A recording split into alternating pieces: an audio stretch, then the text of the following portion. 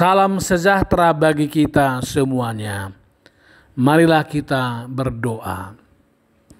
Damai sejahtera Allah yang melampaui segala akal dan pikiran manusia, itulah yang memelihara hati dan imanmu sekalian dalam nama Yesus Kristus Tuhan kita.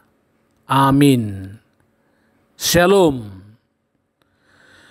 Firman Tuhan bagi kita pada minggu keempat Trinitatis 5 Juli 2020 tertulis dalam kitab Kejadian 12 ayat 1 sampai 9 dengan topik diberkati untuk menjadi berkat. Marilah kita dengarkan bersama-sama. Berfirmanlah Tuhan kepada Abram, "Pergilah dari negerimu, dan dari sanak saudaramu, dan dari rumah bapamu ini ke negeri yang akan kutunjukkan kepadamu. Aku akan membuat engkau menjadi bangsa yang besar, dan memberkati engkau serta membuat namamu masyhur, dan engkau akan menjadi berkat. Aku akan memberkati orang-orang yang memberkati engkau, dan mengutuk orang-orang yang mengutuk engkau. Dan olehmu semua kaum di muka bumi akan mendapat berkat." Lalu pergilah Abram seperti yang difirmankan Tuhan kepadanya. Dan Lot pun ikut bersama-sama dengan dia. Abram berumur 75 tahun ketika ia berangkat dari Haran. Abram membawa Sarai istrinya dan Lot anak saudaranya dan segala harta benda yang didapat mereka dan orang-orang yang diperoleh mereka di Haran.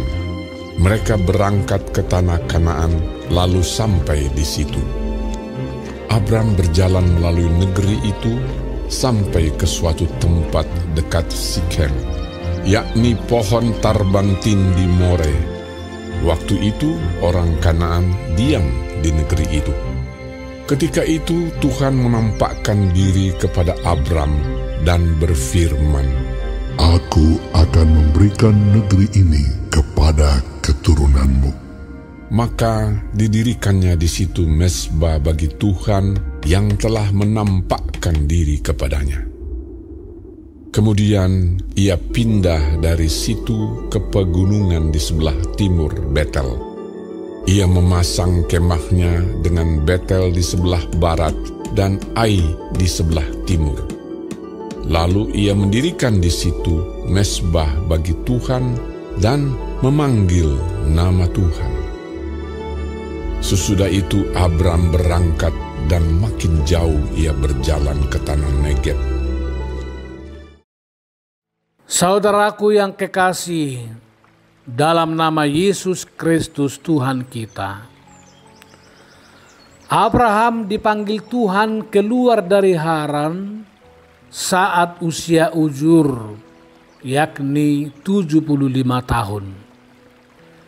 Dia keluar meski tidak masuk akal sehat manusia. Keluar ke tempat yang belum pasti secara geografis, tetapi pasti secara imaniah. Dia dipanggil secara pribadi, tetapi dengan tujuan yang universal, yakni menjadi berkat bagi dunia. Masa-masa sulit ini menjadi momentum baginya untuk percaya kepada Tuhan, untuk hidup dalam firman-Nya, serta mempercayakan hidup dan masa depannya di tangannya. Adalah sungguh mustahil bila ditinjau dari pemikiran manusia. Bayangkan dia keluar ke suatu negeri yang sama sekali belum dia tahu. Banyak kesulitan yang harus dia tempuh. Kala itu misalnya daerah demi daerah sangatlah rentan berperang satu sama lain. Belum lagi kehidupan bersama istrinya yang nomaden. Dia dipanggil keluar dari comfort zone yang ada, ke tempat di mana dia bisa hidup dalam firman Allah. Saudaraku yang kekasih, dia dipanggil keluar dari negeri yang membentuk pribadinya selama ini. Keluar dari pengalaman, pergaulan, hidup beragama bersama ayahnya Terah dan juga Nimrod yang jahat itu. Dia juga keluar dari sanak saudaranya, dari kerabat, handai tolan, tempat lahir, termasuk adat budaya yang membentuk dan mengikatnya selama ini. Abraham menjadi berkat dapat dilihat dalam beberapa perspektif. Yang pertama, pemilihan dan panggilan Allah kepada Abraham adalah berkat. Allah memilih Abraham bukanlah karena kebaikannya. Dia awalnya adalah seorang politeis dan penyembah ilah. Menjadi berkat di sini bukanlah terutama soal tanggung jawab akan apa yang dia beri, melainkan apa yang dia terima. Menjadi berkat terutama adalah anugerah, karena kita tahu bahwa Allah tetap bekerja bagi kita. Yang kedua, Abraham memiliki iman yang mendalam dan teguh.